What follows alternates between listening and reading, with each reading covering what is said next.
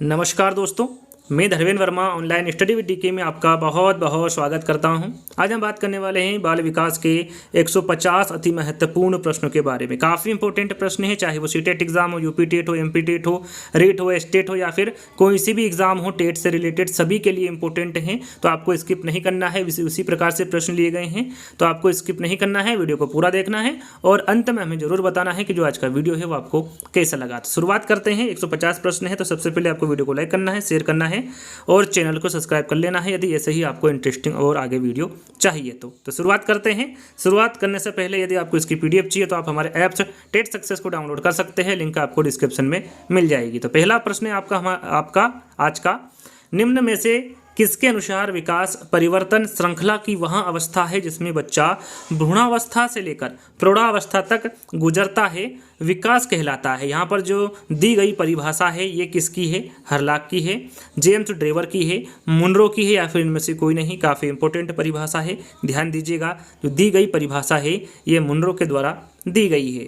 दूसरा प्रश्न, शैशवावस्था में शिशु को निम्न प्रकार शिक्षा दी जानी चाहिए। देखिए यहाँ पर शैशवावस्था और बाल्यावस्था से संबंधित हम वीडियो बना चुके हैं जिसमें आपको 50 प्रश्न दिए गए थे। यदि आपने वो वीडियो नहीं देखा है तो देख लीजिएगा, वहाँ पर आपको समझाया भी गया है। यदि आपने वो वीडियो देखी है तो इसमें जो शैशवावस्था और बाल्यावस्था से प्रश्न निकल के आएंगे वो आप आसानी से हल कर सकते हैं। दूसरा प्रश्न पूछा गया है, शैशवावस्था में शिशु को निम्न प्रकार से शिक्षा दी जानी चाहिए। आत्म प्रदर्शन के अवसर दे, चित्रों व कहानियों द्वारा शिक्षा, विभिन्न अंगों की शिक्षा या फिर उपरोक्त सभी। राइट आंसर आपका होगा उपरोक्त सभी। शैशवावस्था की यहाँ पर बात की जा रही है तो आत्म प्रदर्शन के अवसर, चित्रों व कहानियों द्वारा और विभिन्न अंगों की शिक्षा दी जानी चाहिए शैशवावस्था में शिशु को। तो राइट आंसर आपका यहाँ पर फोर्थ वाला होगा। चलिए अगला प्रश्न है, बुद्धि के बहुकारक सिद्धांत के प्रतिपादक है। देखिए बुद्धि के बहुकारक सिद्धांत के प्रतिपादक के बारे में पूछा गया है। यहाँ पर मैं बता दूं आपको, बुद्धि के शानदार ट्रिक, जितने भी सिद्धांत हैं उसकी शानदार ट्रिक मैंने बनाई है। आपने नहीं देखी है तो देख लीजिएगा, वैसे काफ़ी अच्छा रिस्पॉन्स मिला उसमें और जहाँ तक मुझे लगता है सभी ने देख ली होगी, नहीं देखा है तो देख लीजिएगा। और भी जो कारक है उनके बारे में बताऊँगा। सबसे पहले इसका आंसर जान लेते हैं। बुद्धि के बहुकारक सिद्धांत के प्रतिपादक कौन होंगे? मैकडूगल, टर्मेन, थॉर्नडाइक या फिर बर्ट। राइट आंसर आपका होगा यहाँ पर थॉर्नडाइक। याद रखिएगा, बहुकारक सिद्धांत के प्रतिपादक कौन होंगे? थॉर्नडाइक होंगे। और भी सिद्धांत हैं बुद्धि के, जैसे कि एक कारक सिद्धांत, ये किसके द्वारा दिया गया है? तो ये बीने के द्वारा दिया गया है। बुद्धि का द्विकारक, देखिए द्विकारक पूछे या फिर त्रिकारक पूछे, क्योंकि द्विकारक सिद्धांत और त्रिकारक सिद्धांत दोनों ही किसके द्वारा दिया गया है? स्पीयरमैन के द्वारा दिया गया है। बहुकारक के बारे में मैंने आपको बता ही दिया, थॉर्नडाइक द्वारा दिया गया है। समूहकारक सिद्धांत भी पूछा जाता है बुद्धि में, तो ये थर्स्टन ने दिया है। बुद्धि संरचना सिद्धांत भी पूछा जाता है तो ये गिलफोर्ड के द्वारा दिया गया है। बहुबुद्धि सिद्धांत भी पूछा जाता है तो ये गार्डनर के द्वारा दिया जाता है। इसमें पदानुक्रमिक सिद्धांत भी पूछा जाता है तो ये बर्ट एवं बर्नन के द्वारा दिया गया है। और एक और पूछा जाता है त्रिस्तरीय, इसको हम त्रितंत्र भी कह सकते हैं और त्रिचापी सिद्धांत भी कह सकते हैं। त्रिस्तरीय पूछे, त्रितंत्र पूछे या फिर त्रिचापी सिद्धांत पूछे, इसके प्रतिपादक कौन होंगे? स्टर्नबर्ग होंगे। एक और सिद्धांत बचा है शायद, वो है प्रतिदर्श का सिद्धांत। प्रतिदर्श का जो सिद्धांत है वो किसके द्वारा दिया गया है? तो वो थॉमसन के द्वारा दिया गया है। तो जो इंपॉर्टेंट बहुत बुद्धि के सिद्धांत हैं वो सभी मैंने आपको बता दिए हैं, इनको ध्यान से पढ़ लीजिएगा, आपको याद कर लेना है इनको, क्योंकि जरूरी नहीं है यहाँ पर बहुकारक के बारे में आपसे पूछा जाए। तो चौथा प्रश्न है, मानव अभिवृद्धि से तात्पर्य है आध्यात्मिक विकास होना, व्यक्तित्व का विकास होना, मानव शरीर का आकार, भार व कार्य शक्तियों में वृद्धि या फिर मानव का ज्ञान बढ़ना। मानव अभिवृद्धि से तात्पर्य है, क्या तात्पर्य है? राइट आंसर आपका होगा मानव शरीर का आकार, भार व कार्य शक्तियों में वृद्धि। यहाँ पर तीसरा वाला विकल्प आपका सही होगा। पांचवा प्रश्न, इन अवस्थाओं के प्रथम 6 वर्षों में बालक बाद के 12 वर्षों से अधिक सीख लेता है। यहाँ पर देखिए ये प्रश्न शैशवावस्था और बाल्यावस्था में बता चुका हूँ, यदि ध्यान दिया होगा तो कौन सी अवस्था है जिसके प्रथम 6 वर्षों में बालक बाद के 12 वर्षों से अधिक सीख लेता है? बाल्यावस्था है, शैशवावस्था है, किशोरावस्था है या फिर इनमें से कोई नहीं। राइट आंसर आपका होगा शैशवावस्था। वह अवस्था कौन सी होगी? शैशवावस्था होगी जिसके प्रथम 6 वर्षों में बालक बाद के 12 वर्षों से अधिक सीख लेता है। तो सेकंड जो वाला विकल्प होगा वो आपका सही होगा। अगला प्रश्न है शैशवावस्था को सीखने का आदर्श काल किसके द्वारा कहा गया है? हार्लो के, वैलेंटाइन के, फ्रैंक के या फिर फ्राइड के? तो यहाँ पर आपका राइट आंसर होगा वैलेंटाइन के। शैशवावस्था को सीखने का जो आदर्श काल कहा है ये वैलेंटाइन के द्वारा कहा गया है। अगला प्रश्न, आज बाल अपराध की घटनाएं बढ़ती जा रही है जिसके कारणवश शिक्षण प्रणाली में जटिलताएं आ रही है। आपके अनुसार इसको प्रमुख कारण क्या होगा? आपके अनुसार इसका प्रमुख कारण बताना है। क्या होगा? दूषित वातावरण है, टूटा परिवार है, दूषित वंशानुक्रम है या फिर ये सभी हैं। 4 विकल्प आपने यदि सही से पढ़े होंगे तो राइट आंसर आपके सामने होगा ये सभी। जो कारण होगा प्रमुख वो दूषित वातावरण भी होगा, टूटा परिवार भी होगा और दूषित वंशानुक्रम भी होगा। तो राइट आंसर आपका यहाँ पर ये सभी होगा। 8वां प्रश्न, बच्चे के लिए निःशुल्क एवं अनिवार्य शिक्षा का अधिकार अधिनियम कितने वर्ष के बच्चे के लिए लागू है? जो शिक्षा का निःशुल्क एवं अनिवार्य शिक्षा का अधिकार अधिनियम है ये कितने से कितने वर्ष के बच्चों के लिए है? ये पूछा गया है। 6 से 12, 7 से 13, 5 से 11 या फिर 6 से 14। तो सभी को पता होगा ज़्यादातर बच्चों को, जो 6 से 14 वर्ष के बच्चे होते हैं इनके लिए निःशुल्क एवं अनिवार्य शिक्षा का अधिकार अधिनियम जो 6 से 14 वर्ष के बच्चे होते हैं इनके लिए लागू है। तो यहाँ पर 4th वाला विकल्प आपका सही होगा। अगला प्रश्न, बालक में समस्या समाधान योग्यता किस काल में विकसित होती है? 9 से 12, 4 से 6, 8 से 10 या फिर 6 से 8? तो आपका राइट आंसर होगा 9 से 12। याद रखिएगा, बालकों में जो समस्या समाधान योग्यता विकसित होती है ये 9 से 12 में होती हैं। और 9 से 12 का जो काल होता है वो कौन सा काल होता है? तो ये बाल्यावस्था होती हैं, जिसके जो समय अवधि होती है वो कितनी होती हैं? 6 से 12 होती हैं या फिर 7 से 12 होती हैं। किसकी समय अवधि हैं? ये बाल्यावस्था की समय अवधि है और इसी के अंतर्गत बालकों में समस्या समाधान योग्यता विकसित होती है। तो पहला वाला विकल्प आपका सही होगा। निम्नलिखित में से अर्जित प्रेरक नहीं, यहाँ पर देखिए कौन सा अर्जित प्रेरक नहीं है? आदत, रुचि, सामूहिकता की भावना या फिर भूख? तो अर्जित प्रेरक की बारे में बात हो रही है तो भूख अर्जित प्रेरक के अंतर्गत नहीं आता है, ये एक जन्मजात प्रेरक होता है। याद रखिएगा, भूख कौन सा प्रेरक होगा? जन्मजात प्रेरक होगा, ना कि अर्जित प्रेरक। अर्जित प्रेरक के अंतर्गत आदत, रुचि और सामूहिकता की भावना ये तीनों ही अर्जित प्रेरक के अंतर्गत आती है। तो 4th वाला विकल्प आपका यहाँ पर सही होगा। वर्दाइमर, कोहलर तथा कोफ्का किस देश के मनोवैज्ञानिक थे? ये तीनों किस देश के मनोवैज्ञानिक थे? पूछा गया है। अमेरिका के, जर्मनी के, ब्रिटेन के या फिर रूस के? तो यहाँ पर आपका राइट आंसर होगा जर्मनी के। जो वर्दाइमर, कोहलर तथा कोफ्का है ये तीनों ही जर्मनी देश के मनोवैज्ञानिक थे। तो दूसरा वाला विकल्प होगा वो आपका सही होगा। अधिकांश विद्वानों के अनुसार बाल्यावस्था की अवधि होती है। यहाँ पर देखिए अधिकांश जो विद्वान हैं उनके अनुसार बाल्यावस्था की अवधि आपको बताना है।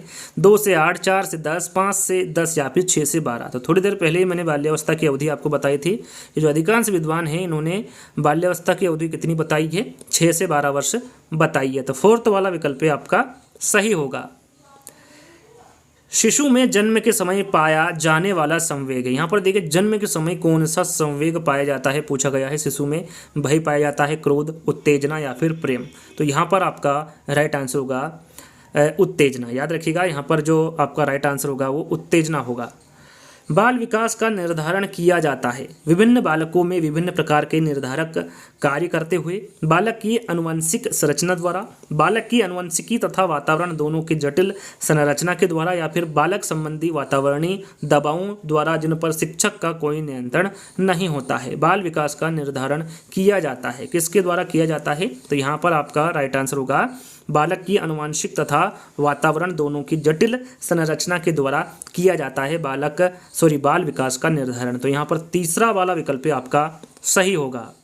अगला प्रश्न, किस मनोवैज्ञानिक ने अपने 3 वर्षीय पुत्र का अध्ययन किया था? वो कौन से मनोवैज्ञानिक हैं जिन्होंने अपने ही 3 वर्षीय पुत्र पर अध्ययन किया था? स्टैनले हॉल है, वाटसन है, पेस्टालोजी है या फिर जेम्स सल्ली है? तो यहाँ पर आपका राइट आंसर होगा पेस्टालोजी। याद रखिएगा, इंपॉर्टेंट प्रश्न है। जो पेस्टालोजी है इन्होंने अपने ही 3 वर्षीय पुत्र पर अध्ययन किया था। यहाँ पर तीसरा वाला विकल्प आपका सही होगा। बाल्यावस्था में कौन सी मूल प्रवृत्ति सबसे अधिक क्रियाशील रहती है? यहाँ पर देखिए बाल्यावस्था में पूछा गया है। सबसे पहले आपको क्या देखना है कि प्रश्न में क्या पूछा गया है। तो बाल्यावस्था में कौन सी मूल प्रवृत्ति सबसे अधिक क्रियाशील हो रहती है? जिज्ञासा, सामूहिकता, रचनात्मकता या फिर काम। तो यहाँ पर राइट आंसर होगा जो बाल्यावस्था है इसमें जो मूल प्रवृत्ति सबसे अधिक क्रियाशील रहती है वो है सामूहिकता। यहाँ पर बी वाला विकल्प आपका सही होगा। भूख, प्यास तथा निद्रा किस प्रकार के प्रेरक है? थोड़ी देर पहले मैंने आपको भूख के बारे में बताया था किस प्रकार का प्रेरक है। तो ये जन्मजात प्रेरक है, उसके अंतर्गत प्यास और निद्रा भी होती हैं। भूख, प्यास तथा निद्रा ये तीनों ही जन्मजात प्रेरक के अंतर्गत आएंगे। तो पहला वाला विकल्प आपका सही होगा। परिपक्व बाल्यावस्था किसे कहते हैं? यहाँ पर देखिए परिपक्व बाल्यावस्था किसे कहते हैं, यानी कि कितने से कितने वर्ष तक की अवधि परिपक्व बाल्यावस्था होती हैं? 6 से 9 वर्ष, 7 से 10 वर्ष, 8 से 11 वर्ष या फिर 9 से 12 वर्ष। तो यहाँ पर आपका सही आंसर होगा 9 से 12 वर्ष की जो अवधि होती है ये परिपक्व बाल्यावस्था की अवधि होती है। तो यहाँ पर फोर्थ वाला विकल्प आपका सही होगा। बालक जीव व अजीव में भेद करना सीख जाता है पियाजे के अनुसार। यहाँ पर देखिए पियाजे के अनुसार आपको बताना है कि बालक जीव व अजीव में भेद करना सीख जाता है कौन सी अवस्था में? औपचारिक सक्रियात्मक अवस्था में, पूर्व सक्रियात्मक अवस्था में, ठोस सक्रियात्मक अवस्था में या फिर इंद्रियगामक अवस्था में। तो यहाँ पर देखिए सभी को पता होगा कि पियाजे ने कितने प्रकार की अवस्थाएं बताई है विकास की? 4 प्रकार की। कौन कौन सी? इंद्रिय जनित गामक अवस्था, पूर्व सक्रियात्मक अवस्था, मूर्त सक्रियात्मक अवस्था और अमूर्त सक्रियात्मक अवस्था। याद रखिएगा पहली कौन सी, दूसरी कौन सी, तीसरी कौन सी है और चौथी कौन सी। आगे इसी प्रकार के प्रश्न पूछे जाएंगे। फिर से दोहरा देता हूँ, इंद्रियगामक अवस्था जो है पहली अवस्था है जो कि जन्म से 2 वर्ष तक की होती है। पूर्व सक्रियात्मक अवस्था जो कि 2 से 7 वर्ष तक की होती है जो कि इनकी दूसरी अवस्था है। तीसरी अवस्था है मूर्त सक्रियात्मक अवस्था जो कि 7 से 11 वर्ष तक की इन्होंने बताई है। और चौथी अवस्था है अमूर्त सक्रियात्मक अवस्था जो कि 11 से जो ऊपर की अवस्था होती है वो इन्होंने अमूर्त सक्रियात्मक अवस्था बताई है। प्रश्न में आपसे पूछा गया है कि बालक जीव व अजीव में भेद करना सीख जाता है पियाजे के अनुसार वो कौन सी अवस्था है? राइट आंसर आपका होगा पूर्व सक्रियात्मक अवस्था जो कि 2 से 7 वर्ष तक की होती हैं। इसमें जो बालक है वो जीव व अजीव में भेद करना सीख जाता है। तो यहाँ पर सेकंड वाला विकल्प आपका सही होगा। अगला प्रश्न, अच्छे चरित्र में होती हैं, बेईमानी होती हैं, सहयोग होता है, धोखा होता है या फिर झूठ होता है? जैसे ही आपने 4 विकल्प पढ़े आंसर आपके सामने होगा सहयोग। अच्छे चरित्र में सहयोग होता है, ना कि बेईमानी, ना ही धोखा और ना ही झूठ। जो अच्छे चरित्र वाले नहीं होते हैं उनमें ये गुण पाए जाते हैं, बेईमानी, धोखा और झूठ। अच्छे चरित्र में सहयोग की भावना होती है। तो सेकंड वाला विकल्प आपका सही होगा। रास ने मानव विकास को बांटा है, जो रास है इन्होंने मानव विकास को कितने भागों में बांटा है? 10, 6, 2 या फिर 4। तो याद रखिएगा रास के बारे में पूछा जाए तो इन्होंने विकास के 4 भागों में बांटा है। विकास को कितने भागों में बांटा है? 4 भागों में। कौन कौन से उसके बारे में भी आपको पता होना चाहिए। पहला इन्होंने बताया है शेषावस्था। कौन सा बताया है? शेषावस्था, जिसकी आयु कितनी होती है कह सकते हैं, अवधि कितनी होती है? 1 से 3 वर्ष। आगे प्रश्न में आएगा कि रास ने शेषावस्था की अवधि कितनी बताई है। रास ने शेषावस्था की अवधि कितनी बताई है तो आपको पता होना चाहिए 1 से 3 वर्ष। आगे प्रश्न में आएगा, जैसे ही मैं प्रश्न पढ़ूँ उसके पहले आपको आंसर देना ही याद कर लीजिएगा। शेषावस्था की जो अवधि रास के द्वारा बताई गई है वो 1 से 3 वर्ष तक की बताई गई है। दूसरी जो अवस्था बताई इन्होंने आरंभिक अवस्था या फिर पूर्व बाल्यावस्था भी आप कह सकते हैं, जो कि 3 से 6 वर्ष तक की होती हैं। तीसरी अवस्था इन्होंने बताई है उत्तर बाल्यावस्था, जो कि 6 से 12 वर्ष तक की होती हैं। और जो चौथी अवस्था बताई है ये इन्होंने किशोरावस्था बताई है, जो कि 12 से 18 वर्ष तक की होती हैं। इनके द्वारा 4 अवस्थाएं बताई हैं और चारों के बारे में आपको बता चुका हूं, इनके बारे में आपको पता होना चाहिए। भारत में बाल विकास की शुरुआत कब हुई थी? देखिए भारत में पूछा गया है, यहाँ पर ध्यान दीजिएगा पूछा कहाँ पर गया है? भारत में। 1807, 1887, 1930 या फिर 1590। तो भारत में जो बाल विकास की शुरुआत हुई थी ये 1930 में हुई थी। कब हुई थी? 1930 में। चलिए, रूढ़िगत नैतिकता स्तर, यहाँ पर देखिए रूढ़िगत नैतिकता स्तर के बारे में पूछा गया है। तो 13 से 17 वर्ष, 4 से 7 वर्ष, 10 से 13 वर्ष या फिर 1 से 4 वर्ष। रूढ़िगत नैतिकता होती क्या है इसके बारे में आपको पता होना चाहिए। तो इसमें बालक कुछ ऐसा करता है जो समाज के नियमों के अनुकूल होता है और दूसरे की मदद के लिए उत्सुक होता है, ये रूढ़िगत नैतिकता होती है। यहाँ पर मैं आपको बता दूँ, देखिए पूछा जाए एग्जाम में कि नैतिकता का जो सिद्धांत है, नैतिक विकास का जो सिद्धांत है वो इसी से जुड़ा हुआ है। तो ये किसके द्वारा दिया गया है? तो याद रखिएगा ये कोहलबर्ग के द्वारा दिया गया गया है। इन्होंने कितने स्तर बताए हैं, तो इन्होंने 6 स्तर बताए। कितने स्तर बताए हैं? 6 स्तर। लेकिन इन्होंने जो 6 स्तर है इनको 2-2 भागों में बांट दिए हैं। तो टोटल कितने स्तर हो गए इनके? 3 स्तर हो गए। तो 3 स्तर कौन कौन से हैं उनके बारे में आपको पता होना चाहिए। पहला स्तर इन्होंने बताया है पूर्व परंपरागत स्तर, जो कि 4 से 10 वर्ष तक का होता है। ध्यान दीजिएगा, आगे प्रश्न में आएगा। पूर्व परंपरागत स्तर कितने वर्ष तक का होता है? 4 से 10 वर्ष तक का होता है। दूसरा है परंपरागत, या फिर जिसको हम रूढ़िगत नैतिकता भी कहते हैं। ये जो इसकी जो अवधि होती हैं वो 10 से 13 वर्ष तक की होती हैं। और तीसरा है हमारा पश्य परंपरागत स्तर, जो कि 13 वर्ष से प्रौढ़ावस्था तक होता है। यहाँ पर देखिए, इसको इस प्रकार से भी पूछा जा सकता है कि जो पूर्व परंपरागत स्तर है ये किसके रूप में जाना जाता है? मतलब कि बाल्यावस्था के रूप में जाना जाता है, किशोरावस्था के रूप में जाना जाता है, शेषावस्था के रूप में जाना जाता है, या फिर प्रौढ़ावस्था के रूप में जाना जाता है। तो थोड़ा सा ध्यान दीजिएगा, सुन लीजिएगा कि यदि एग्जाम में पूछे पूर्व परंपरागत स्तर किसके रूप में जाना जाता है, किस अवस्था के रूप में जाना जाता है, तो वो है बाल्यावस्था। परंपरागत या फिर रूढ़िगत स्तर के बारे में पूछे तो इसे किशोरावस्था के रूप में जाना जाता है। पश्चिम परंपरागत स्तर के बारे में पूछे तो इसे युवा प्रौढ़ावस्था के रूप में जाना जाता है। तो तीनों के बारे में आपको पता होना चाहिए। और ये तीनों किसके स्तर हैं, तो किसके द्वारा दिए गए हैं? तो ये जो तीनों स्तर हैं ये कोहलबर्ग के द्वारा दिया गया है। और कौन से सिद्धांत के अंतर्गत है? तो ये नैतिक विकास के सिद्धांत के अंतर्गत होंगे। तो राइट आंसर आपका यहाँ पर शायद मैंने बताया नहीं है। तो 22वें का राइट आंसर आपका क्या होगा? समझ ही गए होंगे कि 10 से 13 वर्ष जो रूढ़िगत नैतिकता स्तर होगा वो 10 से 13 वर्ष होगा। तीसरा वाला विकल्प आपका सही होगा। चलिए अगला प्रश्न। प्रत्येक जाति, चाहे वहाँ पशु जाति हो या मानव जाति, अपनी जाति के अनुरूप विकास के प्रतिमान का अनुसरण करेगा। यहाँ कथन के सिद्धांत की ओर संकेत करता है। विकास दिशा का सिद्धांत, विकास क्रम का सिद्धांत, निरंतर विकास का सिद्धांत, या फिर समान प्रतिमान का सिद्धांत। यहाँ पर आपका राइट आंसर होगा समान प्रतिमान का सिद्धांत। इंपोर्टेंट है, याद रखिएगा। यहाँ कथन समान प्रतिमान के सिद्धांत की ओर संकेत करता है। यहाँ पर 4th वाला विकल्प आपका सही होगा। यदि वीडियो आपको पसंद आ रहा होगा और अभी तक आपने लाइक नहीं किया है तो लाइक कर दीजिएगा। और जब वीडियो समाप्त हो जाए, जब आप वीडियो को पूरा देख लें, तो आप उसको शेयर कर दीजिएगा और चैनल को सब्सक्राइब कर लीजिएगा। तो यहाँ पर और कमेंट्स के माध्यम से भी बताना है कि यहाँ जो वीडियो है वो आपको कैसा लगा। तो अगला प्रश्न है, शेषावस्था में संचयी काल किसे कहते हैं? यहाँ पर देखिए संचयी काल के बारे में पूछा गया है कि शेषावस्था में संचयी काल किसे कहते हैं, या कह सकते हैं कि इनकी जो अवधि होती है वो कितने से कितने वर्ष तक की होती हैं? 3 से 6 वर्ष, 1 से 3 वर्ष, 2 से 5 वर्ष, या फिर जन्म से 3 वर्ष। इंपॉर्टेंट है, ध्यान दीजिएगा। शेषावस्था में जो संचयी काल की अवधि होती हैं वो जन्म से 3 वर्ष तक की होती है। कितनी होती हैं? जन्म से 3 वर्ष तक की जो अवधि होती हैं वो संचयी काल की होती हैं। अगला प्रश्न, समवेगों का शिक्षा में उपयोग के संदर्भ में निम्नलिखित में से कौन सा महत्वपूर्ण नहीं है? यहाँ पर देखिए प्रश्न को ध्यान से पढ़ना है। कौन सा महत्वपूर्ण नहीं है पूछा गया है। बालकों को असभ्य बनाना, पहला ही विकल्प आप देखेंगे, पढ़ेंगे तो आपको समझ में आएगा कि पहले ही वाला विकल्प सही होगा। यही समवेगों का शिक्षा में उपयोग के संदर्भ में सही या फिर महत्वपूर्ण कथन नहीं होगा, बालकों को असभ्य बनाना। तो पहला वाला विकल्प ही आपका सही होगा।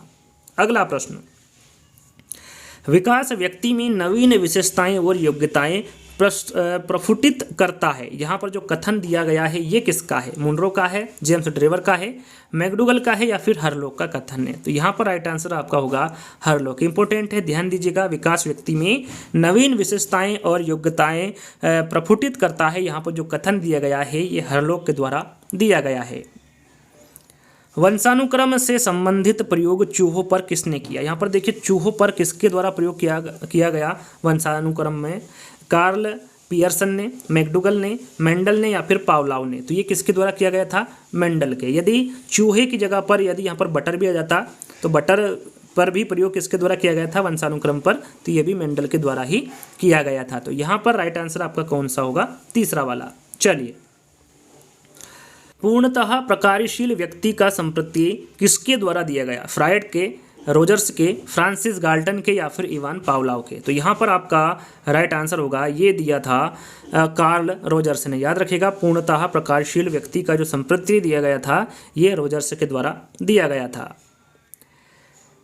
किसी बालक के संवेगात्मक अनुभवों के विश्लेषण हेतु उपयुक्त तरीका कौन सा है? उद्दीपकों की प्रतिक्रिया है, उसकी मुख मुद्रा है, अंतर निरीक्षण है, या फिर इनमें से कोई नहीं? तो यहाँ पर आपका राइट आंसर होगा उद्दीपकों की प्रतिक्रिया। याद रखिएगा, किसी बालक के संवेगात्मक अनुभवों के विश्लेषण हेतु जो उपयुक्त तरीका होगा वो उद्दीपकों की प्रतिक्रिया होगा।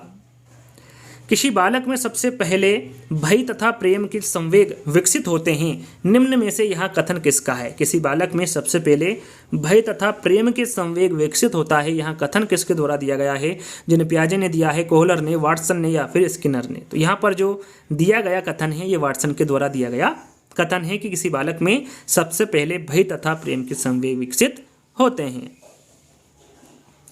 किसने यहाँ दावा किया कि सभी भाषाओं में होने वाले कुछ सार्वभौमिक गुण जन्मजात होते हैं? स्किनर, बंडूरा, चोम्स्की या फिर टोलमैन? किसने यहाँ दावा किया कि सभी भाषाओं में होने वाले कुछ सार्वभौमिक गुण किस प्रकार के होते हैं? जन्मजात होते हैं। तो यहाँ पर जो दिया गया कथन है या फिर जो दावा है ये किसके द्वारा किया गया है? तो ये नाओम चॉम्स्की के द्वारा किया गया दावा है या फिर इनके द्वारा दिया गया कथन है। अगला प्रश्न, आपकी कक्षा का एक छात्र कक्षा में रोज अनुशासनहीनता करता है, आप इस समस्या के समाधान हेतु निम्न में से क्या उपाय अपनाएंगे? यहाँ पर देखिए, आपकी कक्षा है जिसमें एक छात्र हैं जो कि रोज अनुशासनहीनता करता है, तो आपको ये बताना है कि आप इस समस्या के समाधान हेतु निम्न में से क्या उपाय करेंगे। छात्र को रोज पीटेंगे जब तक कि वह कक्षा में अनुशासनहीनता करना नहीं छोड़ता है। उसके वंशानुक्रम तथा वातावरण का पता लगाकर उसका सही दिशा में मार्गदर्शन करेंगे। उसको इलाज के लिए किसी अच्छे मनोचिकित्सक के पास लेकर जाएंगे या फिर स्कूल से उसका नाम काटने के लिए प्रधानाचार्य से कहेंगे। यदि आपने चारों विकल्पों को ध्यान से सुना और पढ़ा होगा, राइट आंसर आपके सामने है कि उसके वंशानुक्रम तथा वातावरण का पता लगाकर उसका सही दिशा में मार्गदर्शन करेंगे। ये समस्या का समाधान होगा यदि एक छात्र जो कि रोज अनुशासनहीनता करता है। तो सेकंड वाला विकल्प आपका सही होगा। अगला प्रश्न,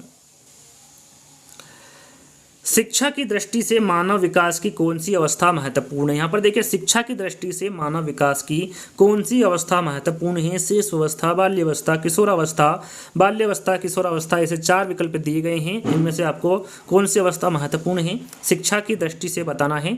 तो राइट आंसर आपका होगा, सभी को पता होगा, शिशु अवस्था, बाल्यावस्था और किशोरावस्था। ये शिक्षा की दृष्टि से मानव विकास की महत्वपूर्ण अवस्थाएं हैं और जिसके बारे में शिशुअवस्था और बाल्यावस्था के बारे में बता चुका हूं।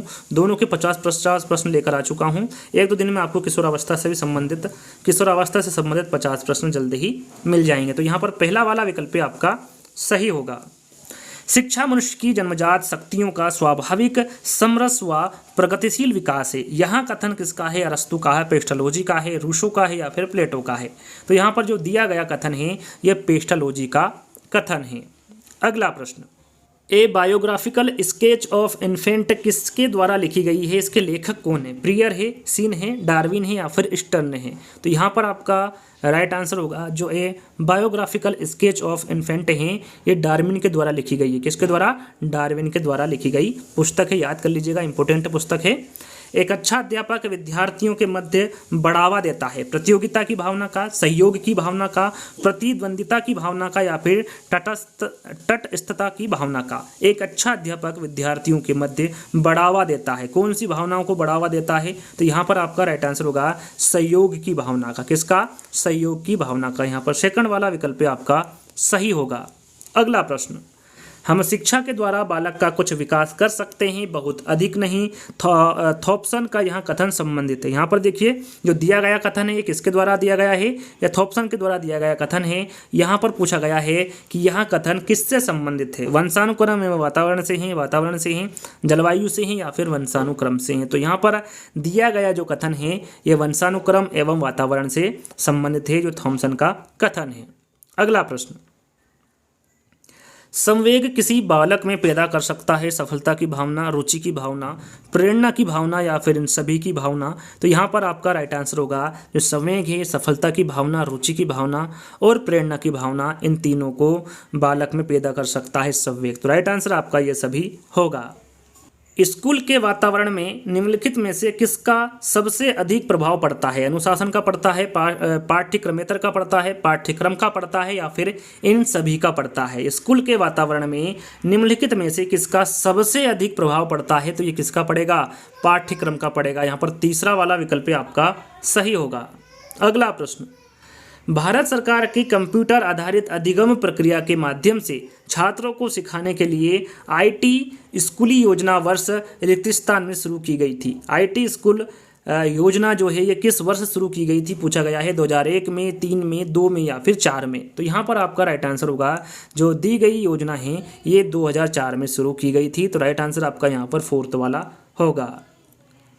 अगला प्रश्न, शिक्षा की दृष्टि से मानव विकास का निम्न पक्ष सबसे अधिक महत्वपूर्ण है। यहाँ पर देखिए शिक्षा की दृष्टि से पूछा गया है कि जो मानव विकास का पक्ष होता है वो सबसे अधिक महत्वपूर्ण कौन सा होता है? संवेगात्मक, मानसिक, सामाजिक या फिर शारीरिक? राइट आंसर आपका होगा मानसिक। याद रखिएगा शिक्षा की दृष्टि से जो मानव विकास का पक्ष सबसे अधिक महत्वपूर्ण होगा वो मानसिक होगा।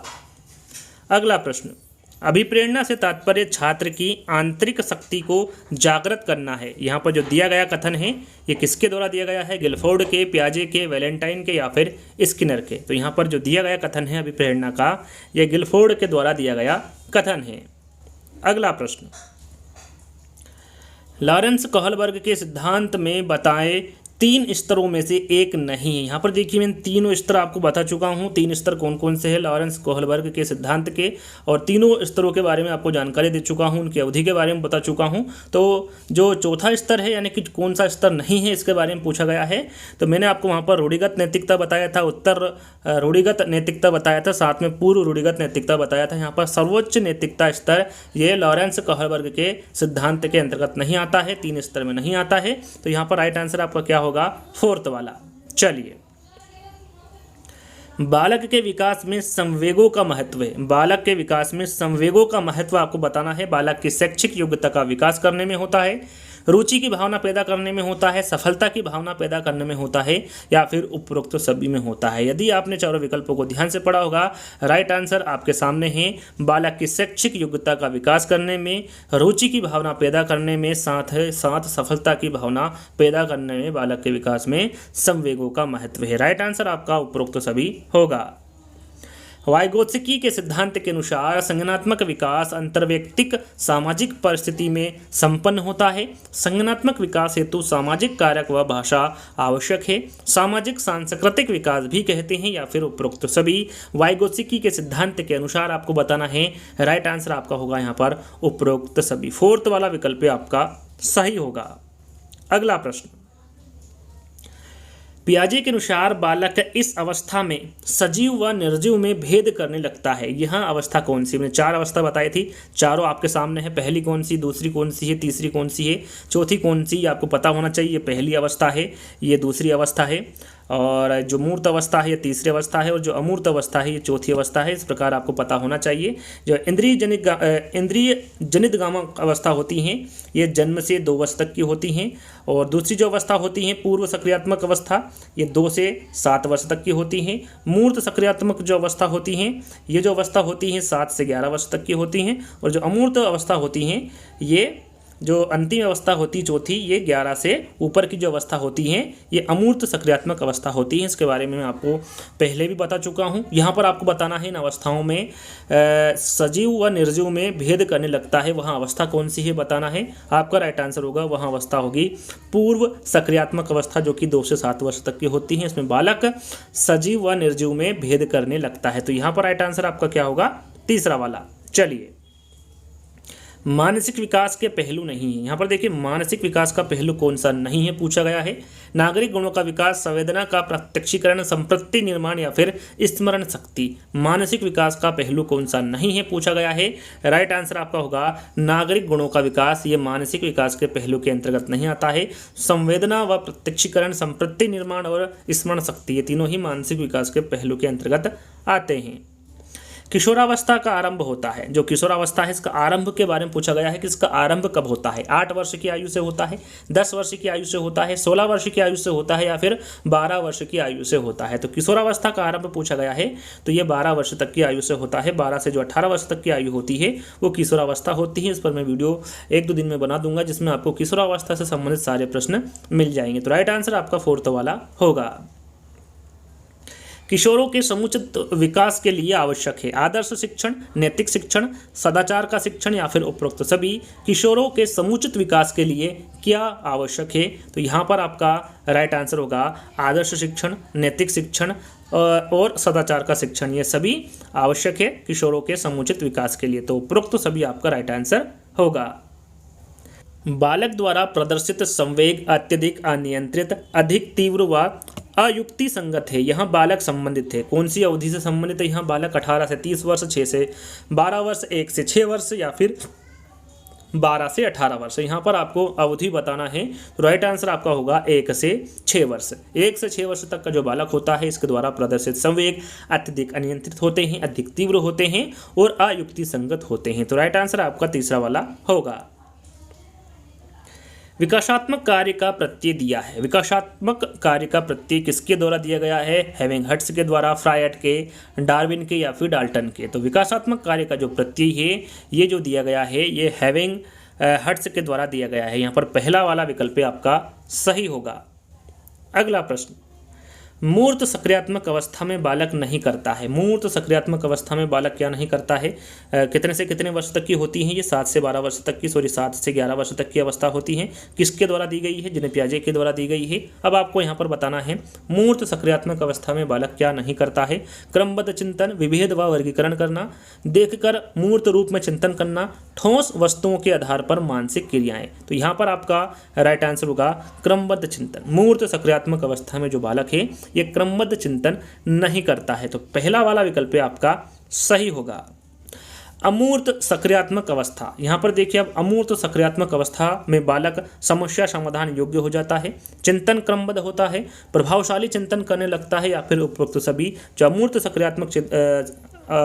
सक्रियात्मक अवस्था है ये 11 वर्ष के ऊपर वाली जो अवस्था होती है उसको हम क्या कहते हैं? अमूर्त सक्रियात्मक अवस्था कहते हैं, जो कि पियाजे के द्वारा दी गई है। तो यहाँ पर इसके बारे में आपको बताना है। राइट आंसर आपका होगा समस्या समाधान योग्य हो जाता है, चिंतन क्रमबद्ध हो जाता है और प्रभावशाली चिंतन करने लगता है। ये किसमें होता है? अमूर्त सक्रियात्मक अवस्था के अंतर्गत होता है बालक में। तो राइट आंसर आपका उपरोक्त सभी होगा। अगला प्रश्न, बाल्यावस्था को इनमें से किस नाम से नहीं जाना जाता? प्रश्न को आपको ध्यान से पढ़ना है। जो बाल्यावस्था है इनमें से किस नाम से नहीं जाना जाता? बाल्यावस्था को टोली आयु, खेल की आयु, जीवन का अनोखा काल या फिर उपरोक्त सभी। तो यहाँ पर देखिए जो बाल्यावस्था के बारे में बात की जा रही है तो आपका राइट आंसर होगा उपरोक्त में से कोई नहीं। यहाँ पर देखिए कुछ चौथा विकल्प थोड़ा सा मिसप्रिंट हुआ है, यहाँ पर लिखना चाहिए था इनमें से कोई नहीं, क्योंकि बाल्यावस्था को टोली की आयु भी कहा जाता है, खेल की आयु भी कहा जाता है और जीवन का अनोखा काल भी कहा जाता है। और प्रश्न में पूछा गया है कि बाल्यावस्था को इनमें से किस नाम से नहीं जाना जाता। प्रश्न यदि इस प्रकार से पूछा जाता कि बाल्यावस्था को इनमें से किस नाम से जाना जाता है तो आपका उपरोक्त सभी आंसर आता। यदि इसमें पूछा गया है कि किस नाम से नहीं जाना जाता तो इनमें से कोई नहीं, यहाँ पर 4th वाला विकल्प आपका सही होगा। यहाँ पर उपरोक्त सभी नहीं होगा, तो थोड़ा सा करेक्शन कर लीजिएगा। यहाँ पर 4th वाला विकल्प आपका सही होगा, इनमें से कोई नहीं। चलिए, वंशानुक्रम के मूल वाहक क्या होता है? यहाँ पर देखिए वंशानुक्रम के मूल वाहक क्या होते हैं पूछा गया है। शुक्राणु, पितृक, डिंबाणु या फिर गुणसूत्र। यहाँ पर वंशानुक्रम के मूल वाहक पूछे गए हैं तो आपका राइट आंसर होगा पितृक। याद रखिएगा वंशानुक्रम का एक भाग होता है पितृक, तो पितृक वंशानुक्रम के मूल वाहक होते हैं। यहाँ पर 2nd वाला विकल्प आपका सही होगा। मिरर ड्राइंग परीक्षण निम्न में से किसके मापन हेतु प्रयुक्त होता है? अधिगम, बुद्धि, नैतिकता या फिर व्यक्तिगत। तो यहाँ पर आपका राइट आंसर होगा अधिगम। याद रखिएगा मिरर ड्राइंग जो परीक्षण है ये अधिगम मापन हेतु प्रयुक्त होता है। मूर्त सक्रियात्मक की अवस्था पियाजे ने मानी है। मूर्त सक्रियात्मक अवस्था देखिए मैं सभी के बारे में आपको बताता आया हूँ।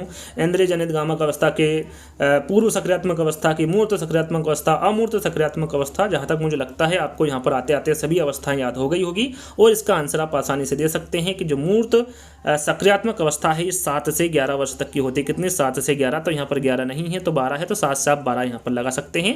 ये मूर्त सक्रियात्मक की अवस्था है जिन पियाजे के अनुसार। तो तीसरा वाला आपका यहाँ पर आंसर सही होगा। किशोरावस्था की सबसे नाजुक व संवेदनशील समस्या क्या होती है? संवेग संबंधी होती है, यौन संबंधी होती है, समायोजन संबंधी होती है या फिर व्यवसाय संबंधी होती है? किशोरावस्था की सबसे नाजुक व संवेदनशील समस्या के बारे में पूछा गया है, तो ये क्या होती है? यौन संबंधी होती है। यहाँ पर सेकंड वाला विकल्प आपका सही होगा।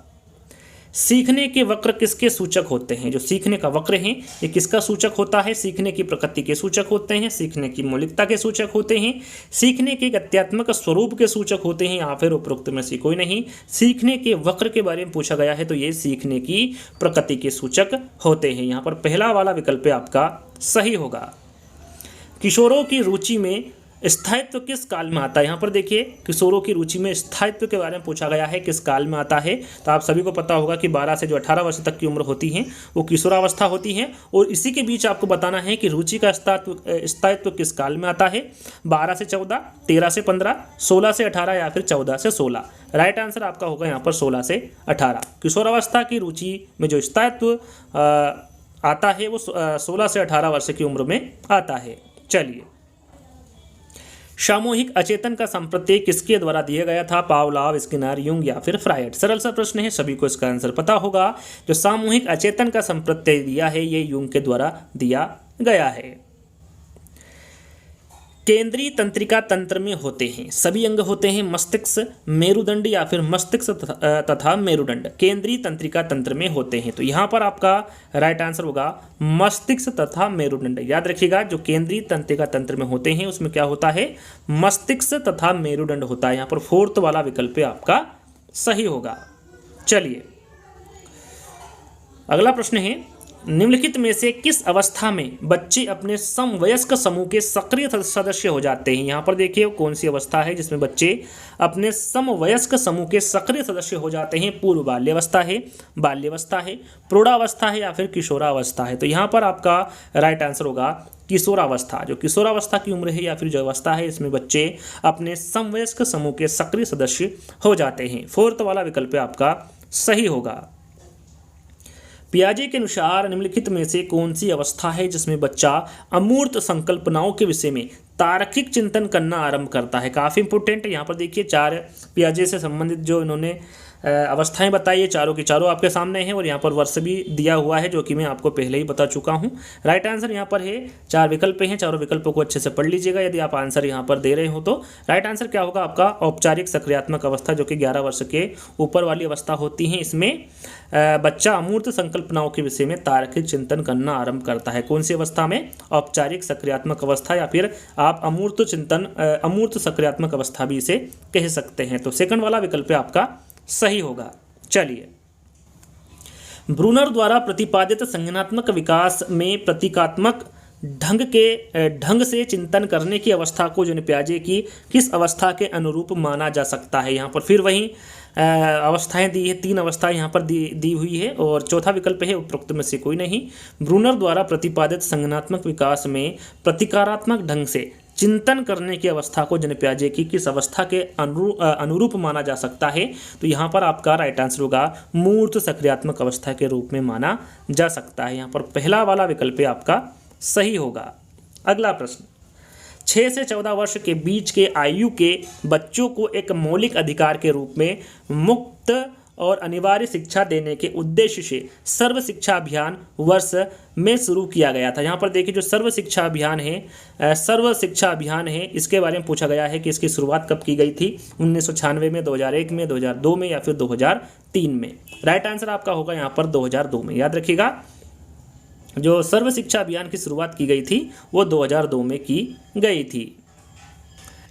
कोहलबर्ग के अपने नैतिक विकास सिद्धांत के तीसरे स्तर में किस आयु वर्ग के बच्चों को रखा गया? यहाँ पर देखिए मैंने कोहलबर्ग के नैतिक विकास सिद्धांत की 3 अवस्था आपको बता चुका हूँ, तीनों अवस्था की अवधि भी मैं आपको बता चुका हूँ और इसे किस रूप में जाना जाता है वो भी मैं आपको बता चुका हूँ। फिर भी एक बार बता देता हूँ। देखिए 3 स्तर बताए हैं, पूर्व परंपरागत स्तर, परंपरागत जिसे रूढ़िगत स्तर भी कहा जाता है और तीसरा है पश्चिम परंपरागत स्तर। इसकी अवधि मैंने आपको बताई थी।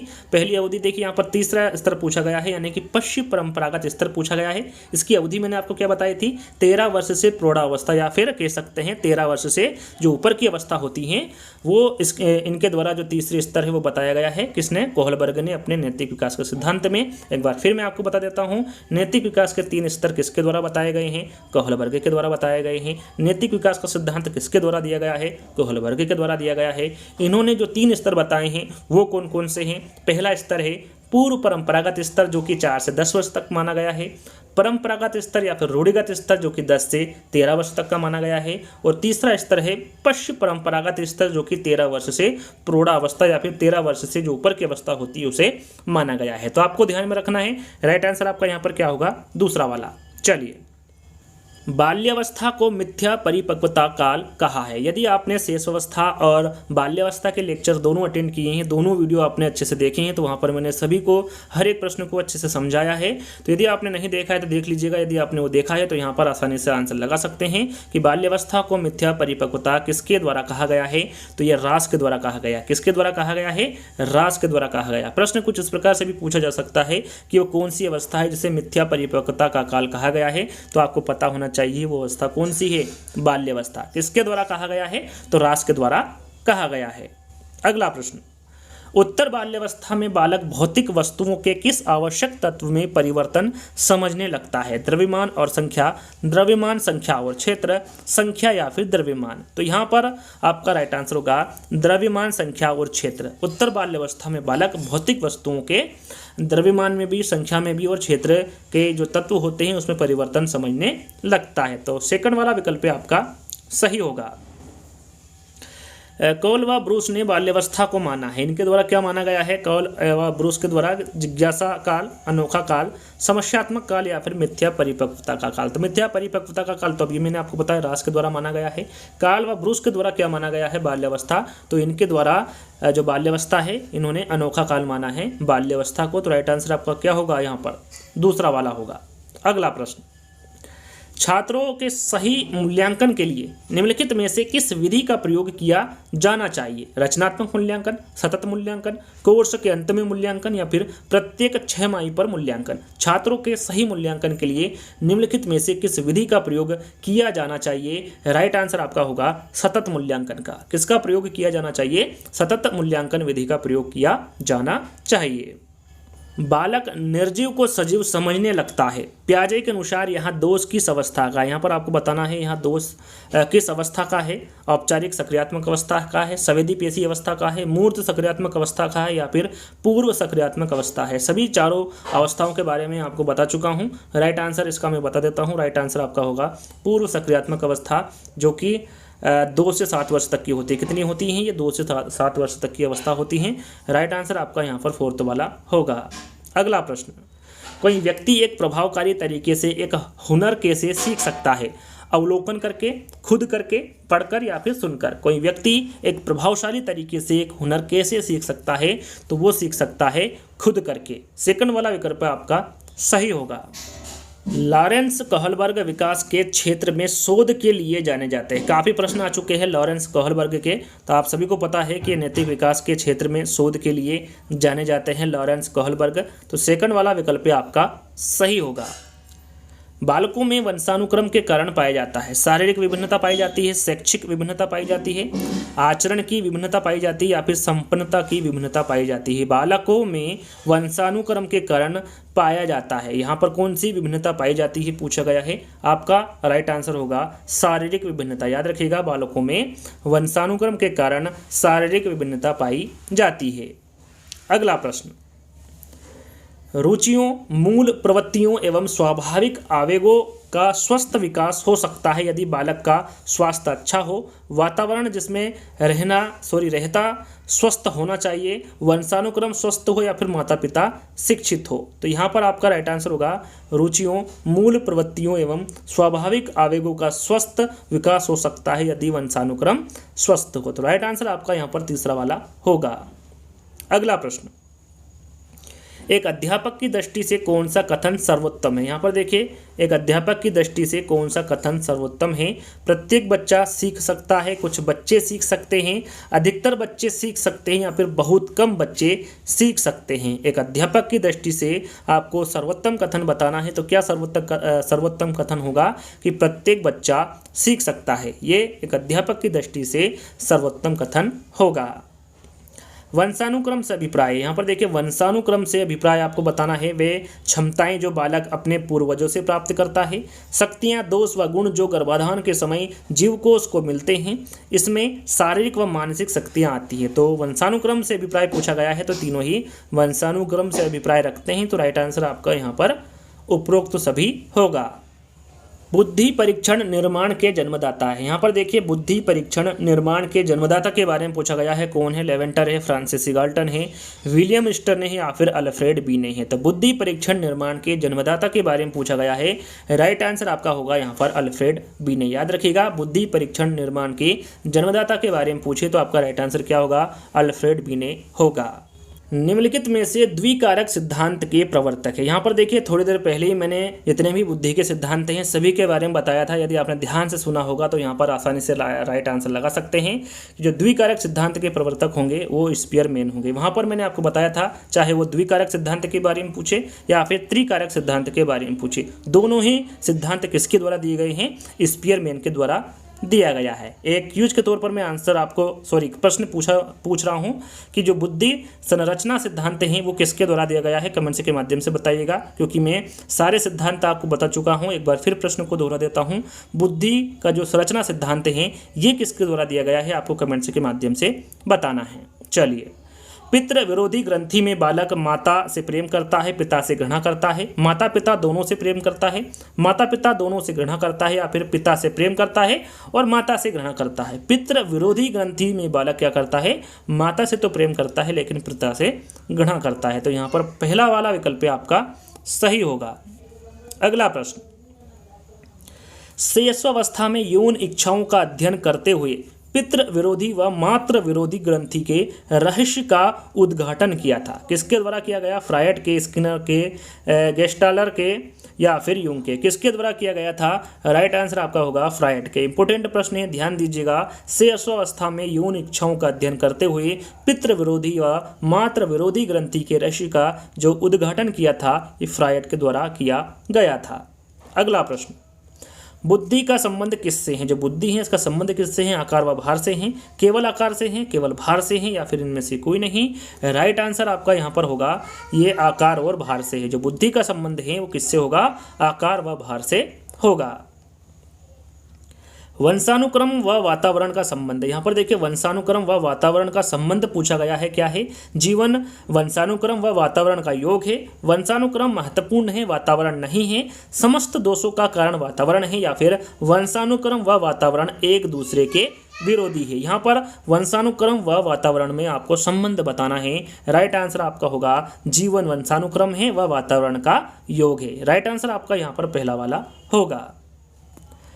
अगला प्रश्न है कि वहाँ प्रथम अमेरिकी मनोवैज्ञानिक जिसने पशुओं पर सर्वप्रथम प्रयोग किया, उस मनोवैज्ञानिक के बारे में आपको बताना है। थॉर्नडाइक है, कोहलर है, कोफका है या फिर बांगले है? तो यहाँ पर आपका राइट आंसर होगा कोहलर। इंपोर्टेंट है, आईएमपी प्रश्न है। वहाँ प्रथम अमेरिकी मनोवैज्ञानिक जिसने पशुओं पर सर्वप्रथम प्रयोग किया है वो कौन से होंगे? कोहलर होंगे। निम्नलिखित में से संज्ञानवादी पद्धति के जनक, यहाँ पर देखिए संज्ञानवादी पद्धति के जनक के बारे में पूछा गया है। वाटसन है, जेने पियाजे व ब्रूनर है, कोहलर व कोफका है या फिर उपरोक्त में से कोई नहीं? तो यहाँ पर संज्ञानवादी पद्धति के बारे में पूछा गया है तो आपका राइट आंसर क्या होगा? वाटसन। वाटसन संज्ञानवादी पद्धति के जनक माने जाते हैं। अगला प्रश्न, मनोविज्ञान के संबंध में क्रो एंड क्रो की परिभाषा, यहाँ पर देखिए क्रो एंड क्रो की परिभाषा आपको बताना है कौन सी है।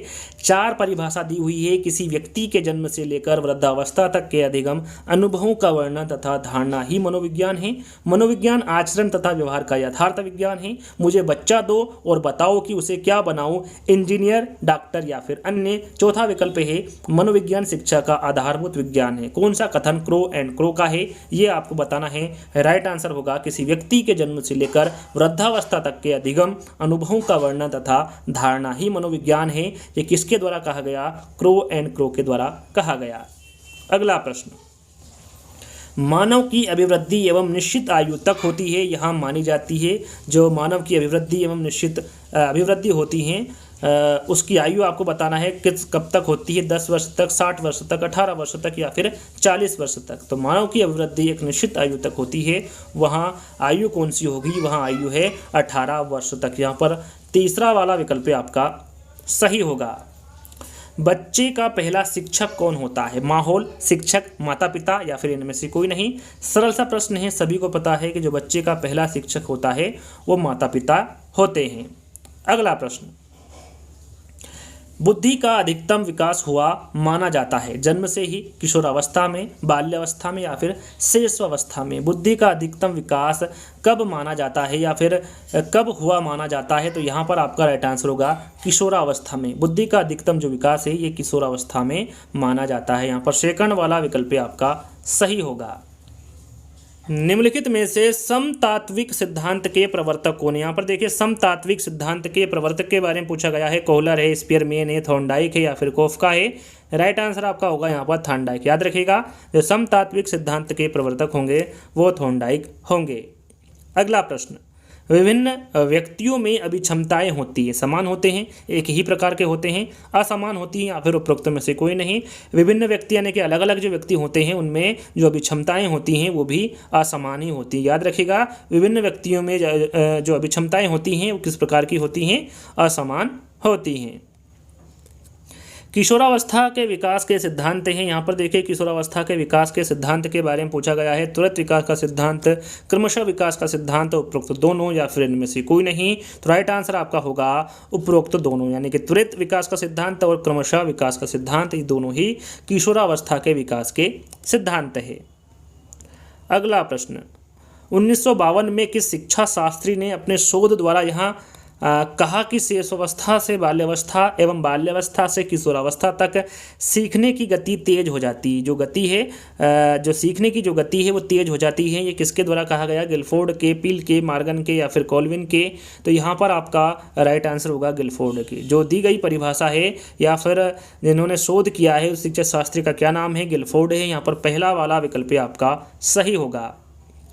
बालकों में खेलों से विकसित होने वाली शक्तियां हैं सामाजिक, मानसिक, यहाँ पर मानसिक लिखा हुआ ध्यान दीजिएगा, मानसिक, शारीरिक या फिर उपरोक्त सभी। तो यहाँ पर आपका राइट आंसर होगा उपरोक्त सभी। बालकों में खेलने से जो विकसित होने वाली शक्तियां हैं वो सामाजिक भी है, मानसिक भी हैं और शारीरिक भी हैं। तीनों ही यहाँ पर राइट आंसर आपका होगा, यानी कि उपरोक्त सभी आपका राइट आंसर होगा। निम्नलिखित में से शिक्षा मनोविज्ञान के अध्ययन क्षेत्र हैं। बालक की विकास अवस्थाओं का अध्ययन, अधिगम क्रियाओं का अध्ययन, बालक के वंशानुक्रम एवं वातावरण का अध्ययन या फिर उपरोक्त सभी। तो यहाँ पर आपका राइट आंसर होगा उपरोक्त सभी। यहाँ पर शिक्षा मनोविज्ञान के अध्ययन क्षेत्र के बारे में पूछा गया था, राइट आंसर आपका उपरोक्त सभी होगा। निम्नलिखित में से मनोविश्लेषणात्मक संप्रदाय के प्रतिपादक, यहाँ पर देखिए मनोविश्लेषणात्मक संप्रदाय के प्रतिपादक के बारे में पूछा गया है। कर्ट लेविन है, सिगमंड फ्रायड है, वर्दाइमर है या फिर मैकडोगल है। काफी इंपॉर्टेंट प्रश्न है, आपको पता होना चाहिए कि जो मनोविश्लेषणात्मक संप्रदाय है इसके जो प्रतिपादक होंगे वो वर्दाइमर होंगे। यहाँ पर तीसरा वाला विकल्प आपका सही होगा। पितृ विरोधी व मातृ विरोधी ग्रंथियां विकसित होती है, कहाँ पर होती है, कौन सी अवस्था में होती है? किशोरावस्था में, शैशवावस्था में, बाल्यावस्था में या फिर इनमें से कोई नहीं। तो यहाँ पर आपका राइट आंसर होगा शैशवावस्था में। पितृ विरोधी व मातृ विरोधी जो ग्रंथियां विकसित होती हैं ये किस में होती हैं? शैशवावस्था में विकसित होती हैं। स्किनर किस देश के वैज्ञानिक थे? जो स्किनर है ये किस देश के वैज्ञानिक थे? अमेरिका के, जापान के, इटली के या फिर इंग्लैंड के? सभी को इसका आंसर पता होगा कि जो स्किनर है ये अमेरिका के वैज्ञानिक थे। किशोरावस्था की मुख्य विशेषता है, यहाँ पर देखिए किशोरावस्था की मुख्य विशेषता आपको बताना है। काम शक्ति की परिपक्वता, जीवन दर्शन का निर्माण, स्वतंत्रता व विद्रोह की भावना या फिर उपरोक्त सभी। तो यहाँ पर आपका राइट आंसर होगा उपरोक्त सभी। काम शक्ति की परिपक्वता, जीवन दर्शन का निर्माण और स्वतंत्रता व विद्रोह की भावना, ये तीनों ही किशोरावस्था की मुख्य विशेषता हैं। पियाजे ने संज्ञानात्मक विकास को बांटा है। देखिए संज्ञानात्मक विकास के बारे में आपको बता चुका हूँ, कितने भागों में बांटा है, 4 भागों में, और चारों भागों के बारे में मैं आपको बता चुका हूँ। पहला वाला विकल्प आपका सही होगा। चाहे तो आप कमेंट्स के माध्यम से 4 भागों को बता सकते हैं। तो 102 हमारा प्रश्न है, यहाँ अवस्था मानव जीवन की नींव कही जाती है। यहाँ पर पूछा गया है कि वह कौन सी अवस्था है जिसे मानव जीवन की नींव कहा जाता है। शेष अवस्था, किशोरावस्था, बाल्यावस्था या फिर भ्रूणावस्था। तो राइट आंसर होगा, देखिए मानव जीवन की नींव के बारे में पूछा गया है, तो वहाँ कौन सी अवस्था होगी, शेष अवस्था होगी। यहाँ पर पहला वाला विकल्प आपका सही होगा। अगला प्रश्न, पियाजे के अनुसार बालक में चिंतन करने की शक्ति परिणाम होती है, परिपक्वता का होती है, अनुभवों का, इन दोनों की अंतःक्रिया का, या फिर इनमें से कोई नहीं। राइट आंसर आपका होगा, पियाजे के अनुसार बालक में जो चिंतन करने की शक्ति परिणाम होती है वो इन दोनों की अंतःक्रिया का होती है, यानी परिपक्वता का और अनुभवों का। तो यहाँ पर तीसरा वाला विकल्प आपका सही होगा।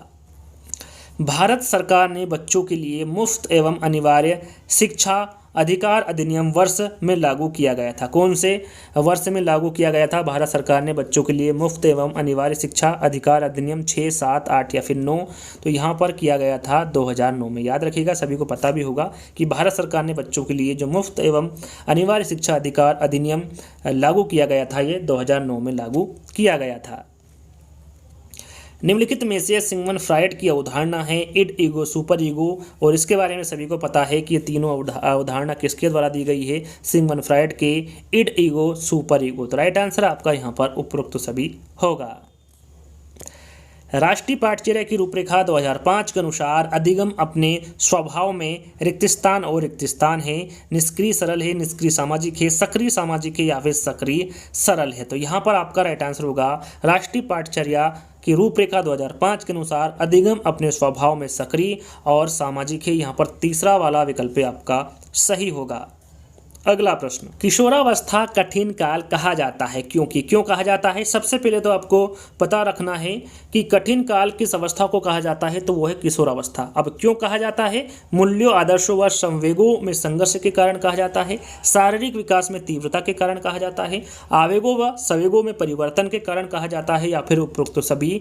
तो यहाँ पर देखिए, जो किशोरावस्था है उसे कठिन काल इसलिए कहा जाता है क्योंकि मूल्यों, आदर्शों व संवेगों में संघर्ष के कारण, साथ में शारीरिक विकास में तीव्रता के कारण और आवेगों व संवेगों में परिवर्तन के कारण किशोर अवस्था को कठिन काल कहा जाता है। तो राइट आंसर आपका उपरोक्त सभी होगा। स्टेनले हॉल ने इस अवस्था को बड़े संघर्ष, तनाव व तूफान की अवस्था कहा है। कौन सी अवस्था है? गर्भावस्था है, शेष अवस्था है, बाल्यावस्था है या फिर किशोरावस्था है? तो वहाँ अवस्था होगी आपको आपकी किशोरावस्था। जो किशोरावस्था है उसको स्टेनले हॉल ने बड़े संघर्ष, तनाव व तूफान की अवस्था कहा है। प्रश्न इस प्रकार से भी पूछा जा सकता है कि बड़े संघर्ष, तनाव व तूफान की अवस्था जो है ये किशोरावस्था है, इसको किसके द्वारा कहा गया है? यहाँ कथन किसका है? किसके द्वारा किशोरावस्था को बड़े संघर्ष, तनाव व तूफान की अवस्था कहा है? तो ये स्टेनली हॉल के द्वारा कहा गया है। इस प्रकार का प्रश्न भी पूछा जा सकता है, तो आपको ध्यान में रखना है। किसे किशोर मनोविज्ञान के पिता के नाम से जाना जाता है? गैरिसन, गेशियल, थॉर्नडाइक या फिर स्टेनली हॉल? तो यहाँ पर आपका राइट आंसर होगा स्टेनली हॉल। स्टेनली हॉल को किशोर मनोवैज्ञानिक के पिता के नाम से भी जाना जाता है। किशोरावस्था पर सबसे अधिक कार्य करने वाले मनोवैज्ञानिक, यहाँ पर देखिए किशोरावस्था पर सबसे अधिक कार्य करने वाले मनोवैज्ञानिक के बारे में पूछा गया है। स्टेनली हॉल है, किंग है, फ्रायड है या फिर हॉलिंगवर्थ है? तो यहाँ पर राइट आंसर होगा स्टेनली हॉल। किशोरावस्था पर सबसे अधिक कार्य करने वाले मनोवैज्ञानिक कौन होंगे? स्टेनली हॉल होंगे। इस अवस्था को समूह अवस्था या चुस्ती की अवस्था भी कहते हैं। कौन सी अवस्था है जिसे समूह अवस्था या फिर चुस्ती की अवस्था भी कहते हैं? किशोरावस्था है, शेष अवस्था है, बाल्यावस्था है या फिर प्रौढ़ावस्था है? तो यहाँ पर आपका राइट आंसर होगा, जो 111 नंबर का प्रश्न है उसका आंसर होगा बाल्यावस्था। बाल्यावस्था को समूह अवस्था या फिर चुस्ती की अवस्था भी कहते हैं। यहाँ पर तीसरा वाला विकल्प आपका सही होगा। अगला प्रश्न है, कार्ल सी गैरिसन ने किस विधि का अध्ययन किया है? क्षैतिजीय विधि का, लंबात्मक विधि का, सांख्यिकी विधि का या फिर प्रयोगात्मक विधि का? गैरिसन ने किस विधि का अध्ययन किया है ये आपको बताना है, तो उन्होंने सांख्यिकी विधि का अध्ययन किया है। यहाँ पर तीसरा वाला विकल्प आपका सही होगा। बाल्यावस्था में पाए जाने वाली प्रवृत्तियां हैं। यहाँ पर बाल्यावस्था में पाए जाने वाली प्रवृत्तियां के बारे में पूछा गया है, कौन सी है? निरुद्देश्य भ्रमण की प्रवृत्ति है, रचनात्मक कार्यों में आनंद लेना, जिज्ञासा की प्रबलता या फिर उपरोक्त सभी। तो यहाँ पर आपका राइट आंसर होगा उपरोक्त सभी। बाल्यावस्था में जो पाए जाने वाली प्रवृत्तियां हैं वो निरुद्देश्य भ्रमण की प्रवृत्ति है, रचनात्मक कार्यों में आनंद लेना, साथ में जिज्ञासा की प्रबलता। यहाँ पर फोर्थ वाला विकल्प आपका सही होगा। पियाजे ने किसी बच्चे के विचारों में नए विचारों के समावेश को जाने को क्या कहा है? सात्मीकरण, निर्माण, खोज या फिर व्यवस्थापन। क्या कहा है? पियाजे ने किसी बच्चे के विचारों में नए विचारों के समावेश हो जाने को क्या कहा है, पूछा गया है। आपका राइट आंसर होगा सात्मीकरण। क्या कहा है? पियाजे ने सात्मीकरण कहा है। बच्चों के विकास से संबंधित निर्माण एवं खोज का सिद्धांत निम्न में से किसके द्वारा दिया गया था? रॉबर्ट, वाइगोत्स्की, जीन पियाजे या फिर स्किनर। यहाँ पर आपका राइट आंसर क्या होगा? 115 का बच्चे के विकास से संबंधित निर्माण एवं खोज का सिद्धांत किसके द्वारा दिया गया था? तो ये जीन पियाजे के द्वारा दिया गया था। पियाजे के अनुसार कोई बच्चा किस अवस्था में अपने परिवेश की वस्तुओं को पहचानने एवं उसमें विभेद करने लगता है? मूर्त, सक्रियात्मक अवस्था। यहाँ पर देखिए चारों अवस्था दी है जिन पियाजे की। इसमें आपको बताना है कि कोई बच्चा किस अवस्था में अपने परिवेश की वस्तुओं को पहचानने एवं उसमें विभेद करने लगता है। तो यहाँ पर आपका राइट आंसर होगा पूर्व सक्रियात्मक अवस्था, जो कि 2 से 7 वर्ष तक की होती हैं। बीजावस्था कहा गया है। यहाँ पर देखिए जो बीजावस्था है वो कितने से कितने वर्ष तक की या फिर कितने से कितने सप्ताह की होती हैं? 0 से 2, 2 से 8 या फिर 8 से 16 सप्ताह या फिर जन्मजात होती हैं। तो बीजावस्था के बारे में पूछा गया है, तो आपका राइट आंसर होगा जो 0 से 2 सप्ताह की होती हैं, या कह सकते हैं कि जो जन्म से 2 सप्ताह की अवस्था होती हैं उसे बीजावस्था कहा जाता है। तो यहाँ पर पहला वाला विकल्प आपका सही होगा। शिक्षा मनोविज्ञान की उत्पत्ति का वर्ष कौन सा माना जाता है? 47, 20, 40 या फिर 1900। सभी को पता है कि जो शिक्षा मनोविज्ञान की उत्पत्ति का वर्ष माना जाता है वो 1900 ईस्वी को माना जाता है। अगला प्रश्न, बच्चों में आधारहीन आत्म चेतनावस्था का संबंध उसके विकास की किस अवस्था से संबंधित है? किशोरावस्था से, बाल्यावस्था से, पूर्व बाल्यावस्था से या फिर इनमें से कोई नहीं। तो यहाँ पर आपका राइट आंसर होगा किशोरावस्था से। बच्चों में आधारहीन आत्म चेतनावस्था का जो संबंध है उसके विकास की किशोरावस्था से संबंधित है। यहाँ पर पहला वाला विकल्प आपका सही होगा। श्रेयस्वावस्था की मुख्य विशेषता। यहाँ पर देखिए श्रेयस्वावस्था की मुख्य विशेषता कौन सी है? दूसरों पर निर्भरता, शारीरिक विकास में तीव्रता, अनुकरण द्वारा सीखने की प्रवृत्ति या फिर उपरोक्त सभी। तो यहाँ पर जो तीनों विशेषता हैं ये किसकी होगी? श्रेयस्वावस्था की होगी। तो राइट आंसर आपका उपरोक्त सभी होगा।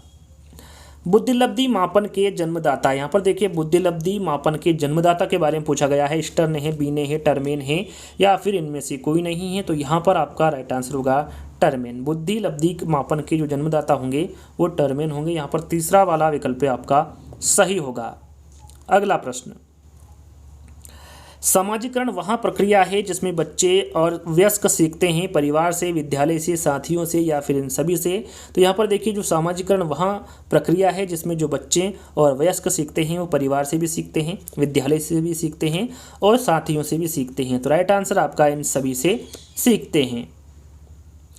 काम प्रवृत्ति पर सबसे अधिक बल किस मनोवैज्ञानिक ने दिया है? थ्रस्टन ने दिया है, स्किनर ने, हेगर्टी ने या फिर सिगमंड फ्रायड ने। काम प्रवृत्ति पर सबसे अधिक बल किसके द्वारा दिया गया है?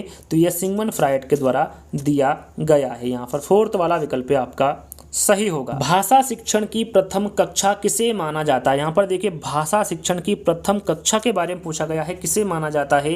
पूर्व प्राथमिक कक्षा को, प्ले स्कूल को, घर को या फिर उक्त सभी को।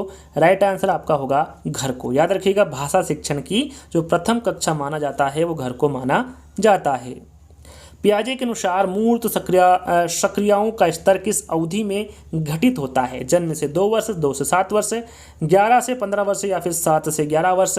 मूर्त सक्रियात्मक अवस्था इसके बारे में आपको बता चुका हूं और सभी अवस्थाओं की अवधि भी मैं आपको बता चुका हूं। राइट आंसर आपका क्या होगा? 7 से 11 वर्ष। पियाजे के अनुसार जो मूर्त सक्रियात्मक का स्तर होता है, जो अवधि होती है वो 7 से 11 वर्ष तक की होती हैं। तो फोर्थ वाला विकल्प आपका सही होगा।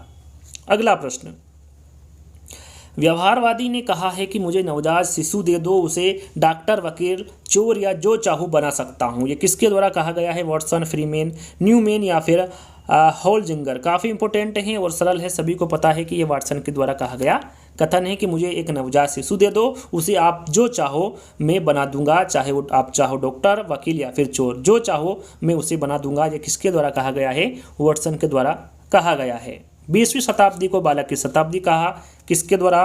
Crow and crow, Watson, Elizabeth या फिर एना फ्रायड। तो ये कहा है क्रो एंड क्रो के द्वारा। 20वीं शताब्दी को बालक की शताब्दी क्रो एंड क्रो के द्वारा कहा गया है। कोहलबर्ग के अनुसार किस अवस्था में नैतिक बाह्य कारकों द्वारा निर्धारित होती है? पश्चात पारंपरिक अवस्था, पूर्व पारंपरिक अवस्था, पारंपरिक अवस्था या फिर उपरोक्त में से कोई नहीं। ये तीनों जो अवस्था हैं किसके द्वारा दी गई है?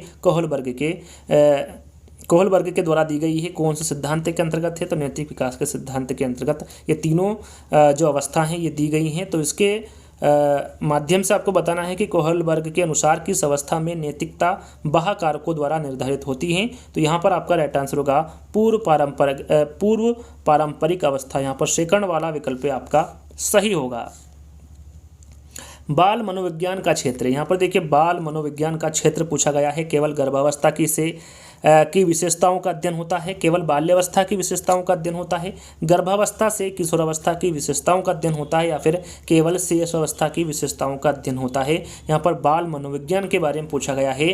राइट आंसर आपका होगा इसमें गर्भावस्था से किशोरावस्था की विशेषताओं का अध्ययन होता है, किसमें? बाल मनोविज्ञान में। तो राइट आंसर आपका तीसरा वाला होगा। अगला प्रश्न, निम्नलिखित में से कौन सा वृद्धि और विकास के सिद्धांतों से संबंधित नहीं है? यहाँ पर देखिए नेगेटिव प्रश्न पूछा गया है। व्यक्तिकता का सिद्धांत, समन्वय का सिद्धांत, निरंतरता का सिद्धांत या फिर वर्गीकरण का सिद्धांत। तो यहाँ पर आपका राइट आंसर होगा वर्गीकरण का सिद्धांत। ये वृद्धि और विकास के सिद्धांतों से संबंधित नहीं है। बाकी पहला, दूसरा और तीसरा ये तीनों ही सिद्धांत वृद्धि और विकास के सिद्धांतों से संबंध रखते हैं। शिशु का अधिकांश व्यवहार आधारित होता है नैतिकता पर, वास्तविकता पर, ध्यान पर या फिर मूल प्रवृत्ति पर। राइट आंसर आपका यहाँ पर क्या होगा? राइट आंसर होगा मूल प्रवृत्ति पर। शिशु का अधिकांश व्यवहार जो आधारित होता है ये मूल प्रवृत्ति पर होता है। वाइगोत्स्की का सिद्धांत आधारित है बालकों के मानसिक विकास पर, घूर्णन पर, निकट विकास क्षेत्र पर या फिर वृद्धि अवस्था पर। वाइगोत्स्की के सिद्धांत किस पर आधारित है पूछा गया है। राइट आंसर आपका यहाँ पर होगा 132 का निकट विकास क्षेत्र पर। निकट विकास क्षेत्र पर वाइगोत्स्की का सिद्धांत आधारित है।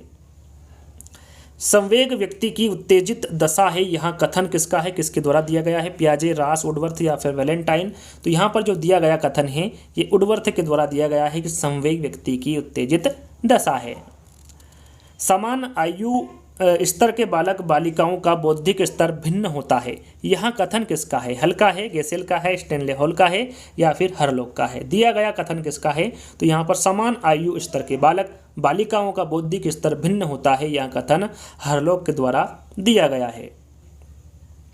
एक क्रिकेट खिलाड़ी अपनी गेंदबाजी के कौशल को विकसित कर लेता है पर यहाँ उसके बल्लेबाजी के कौशल को प्रभावित नहीं करता है, इसे कहते हैं, इसे क्या कहते हैं? शून्य प्रशिक्षण अंतरण कहते हैं, निषेधात्मक प्रशिक्षण अंतरण कहते हैं, विधेयात्मक प्रशिक्षण अंतरण कहते हैं या फिर इनमें से कोई नहीं। तो इसे क्या कहेंगे? तो इसे शून्य प्रशिक्षण अंतरण कहेंगे। यहाँ पर पहला वाला विकल्प आपका सही होगा। लेमार्क ने अध्ययन किया था स्कूल का, वातावरण का, समाज का या फिर वंशानुक्रम का। लेमार्क के बारे में पूछा गया है तो उन्होंने किसका अध्ययन किया था? वंशानुक्रम का अध्ययन किया था लेमार्क ने। तो राइट आंसर आपका फोर्थ वाला होगा। कोई बच्चा किस अवस्था में पर्यावरण से प्रभावित होने लगता है? कोई बच्चा कौन सी अवस्था है जिसमें पर्यावरण से वो प्रभावित होने लगता है? बाल्यावस्था है, शेषावस्था है, प्रौढ़ावस्था है या फिर किशोरावस्था है? तो राइट आंसर आपका होगा बाल्यावस्था। कोई बच्चा है जो कि बाल्यावस्था में पर्यावरण से प्रभावित होने लगता है। यहाँ पर पहला वाला विकल्प आपका सही होगा। इरफान खिलौनों को तोड़ता है और उसके पुर्जों को देखने के लिए अलग अलग कर देता है, आप क्या करेंगे? यहाँ पर पूछा गया है कि आप ऐसे में क्या करेंगे? उसके जिज्ञासु स्वभाव को प्रोत्साहित करेंगे और उसकी ऊर्जा को सही दिशा में संचालित करेंगे। इरफान को खिलौनों से कभी भी नहीं खेलने देंगे, उसे समझाएंगे कि खिलौनों को तोड़ना नहीं चाहिए या फिर उस पर हमेशा नज़र रखेंगे। आप क्या करेंगे? तो आप उसके जिज्ञासु स्वभाव को प्रोत्साहित करेंगे और उसकी ऊर्जा को सही दिशा में संचालित करेंगे। यहाँ पर पहला वाला विकल्प आपका सही होगा। मैं कौन हूँ क्या हूँ, मैं भी कुछ हूँ आदि ऐसी प्रबल भावनाएं विकास की किस अवस्था की ओर इंगित होती है? बाल्यावस्था, किशोरावस्था, प्रौढ़ावस्था या फिर पूर्व बाल्यावस्था। राइट आंसर आपका होगा किशोरावस्था। याद रखिएगा, इस प्रकार के जो विकास की अवस्था होती हैं ये किशोर इंगित होती हैं, तो ये किशोरावस्था की ओर इंगित होती हैं। बाल विकास का अर्थ, यहाँ पर देखिए बाल विकास का अर्थ पूछा गया है। बालक का विकास होना है, बालक का सर्वांगीण विकास होना है, बालक का बौद्धिक व मानसिक विकास होना है, या फिर बालक की लंबाई, मोटाई तथा चौड़ाई में विकास होना है। बाल विकास का अर्थ पूछा गया है तो इसका अर्थ होता है बालक का सर्वांगीण विकास। यहाँ पर सेकंड वाला विकल्प भी आपका सही होगा। खिलौनों की आयु कहा जाता है। देखिए खिलौनों की आयु किसे कहा जाता है इसके बारे में आपको बता चुका हूँ। शेष अवस्था है, उत्तर बाल्यावस्था है, पूर्व बाल्यावस्था है, या फिर ये सभी है। खिलौने की आयु पूछा गया है, आपका राइट आंसर होगा पूर्व बाल्यावस्था को। पूर्व बाल्यावस्था को खिलौने की आयु कहा जाता है। राज के अनुसार शेष अवस्था मानी जाती है, जैसा कि मैंने आपको शुरू में बताया था कि इस प्रकार का प्रश्न पूछा जाएगा, और वहाँ पर मैंने शेष अवस्था भी बताई थी कि राज के अनुसार कितने से कितने वर्ष तक की मानी गई है। तो 1 से 3 वर्ष तक की जो अवस्था है ये राज के अनुसार शेष अवस्था को इन्होंने माना है, 1 से 3 वर्ष को। शेषव अवस्था की विशेषता नहीं, यहाँ पर देखिए शेष अवस्था की विशेषता कौन सी नहीं है? नैतिकता का होना, शारीरिक विकास में तीव्रता, मानसिक विकास में तीव्रता, या फिर दूसरों पर निर्भरता। शेष अवस्था की विशेषता कौन सी नहीं है पूछा गया है, तो जो नैतिकता का होना ये शेष अवस्था की विशेषता नहीं है। संवेगात्मक विकास में किस अवस्था में सबसे कम परिवर्तन होता है? प्रश्न को ध्यान से पढ़ना है। संवेगात्मक विकास में किस अवस्था में सबसे कम परिवर्तन होता है? प्रौढ़ावस्था, युवावस्था, किशोरावस्था या फिर शेषावस्था। राइट आंसर आपका होगा शेषावस्था। याद रखिएगा, जो संवेगात्मक विकास है यह शेषावस्था में सबसे कम परिवर्तन होता है। अतिरिक्त शक्ति के सिद्धांत का संबंध है, बुद्धि से है, खेल से है, स्मृति से है, या फिर पढ़ने से है? अतिरिक्त शक्ति का सिद्धांत किससे संबंधित है? राइट आंसर आपका होगा खेल से। अतिरिक्त शक्ति का जो सिद्धांत है ये खेल से संबंधित है। अगला प्रश्न, शरीर के शीर्ष भाग से प्रारंभ होकर नीचे की दिशा में होने वाली शारीरिक वृद्धि को जाना जाता है। केंद्र अपसारी अनुक्रम के नाम से जाना जाता है, उच्चतम अनुक्रम के नाम से, सिर पदाभिमुख अनुक्रम के नाम से, या फिर न्यूनतम अनुक्रम के नाम से? तो ये जाना जाता है सिर पदाभिमुख अनुक्रम के नाम से। यहाँ पर तीसरा वाला विकल्प आपका सही होगा।